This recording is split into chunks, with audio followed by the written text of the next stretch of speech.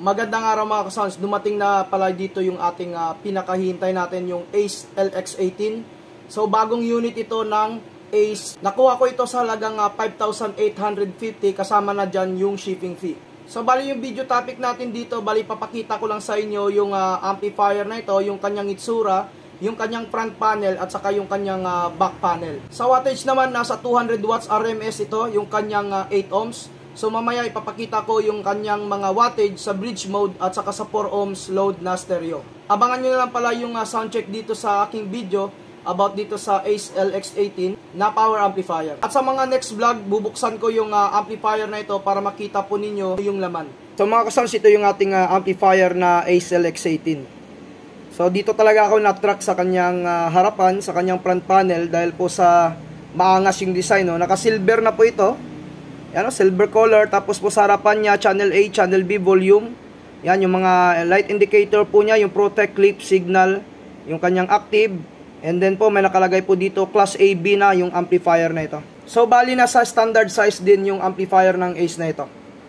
So, yan mga boss idol, no? Bali makapal din yung kanyang front panel dito. So, made of aluminum siguro ito mga boss. Makikita po ninyo yung kanyang singawan.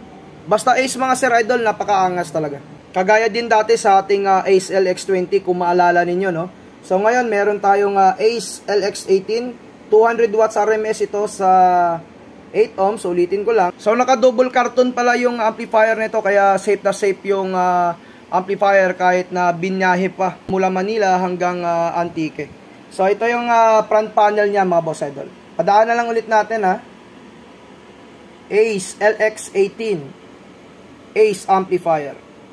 So punta tayo sa kanyang likuran. So mga boss idol, ito yung likuran ng Ace LX18, no? So parehas na parehas po siya sa Ace LX20 nung mga nakaraang vlog natin. So yan, makikita po ninyo, mapapansin ninyo, wala naman siyang pinagkaiba. Andyan pa rin yung ground lift niya, sensitivity, yung LPF, pass, bridge stereo. Yan, yung mga link, input A, input B. Yan yung kagandahan dyan, merong link at saka meron siyang dalawang fan. Yan, mga speaker terminal po niya. So about naman sa wattage niya, si LX10 at saka si LX18 magkaparehas lang pala yung kanyang wattage dito. So yan, makikita po ninyo 8 ohms 200 watts times 2. Sa 4 ohms naman 300 watts times 2.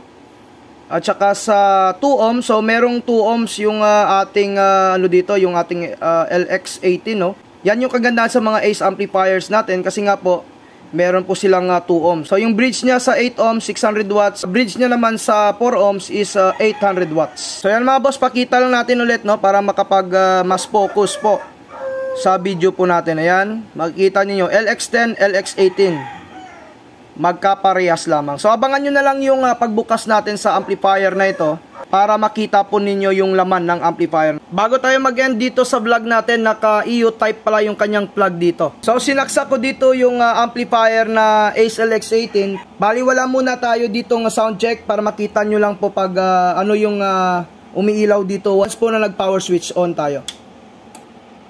So ayan yung kanyang protect. Ayan, umilaw yung kanyang active. So goods na goods yung amplifier na na-order natin dito. At saka pahabol ko pala yung amplifier na ito, pag pinipihit ko yung volume dito is lumalagatik siya kagaya ng Ace LX20. So mga sounds, hanggang dito na lang muna yung video topic natin sa Ace LX18 na amplifier. Abangan nyo na lamang yung sound check, yung pagbukas ng amplifier na ito para makita po ninyo yung laman. So hanggang dito na lang muna. Sa mga bago nag-subscribe, huwag nyong kalimutan na i-hit yung notification bell button para sa mga video updates natin na i-upload. Maraming salamat mga ka-sounds.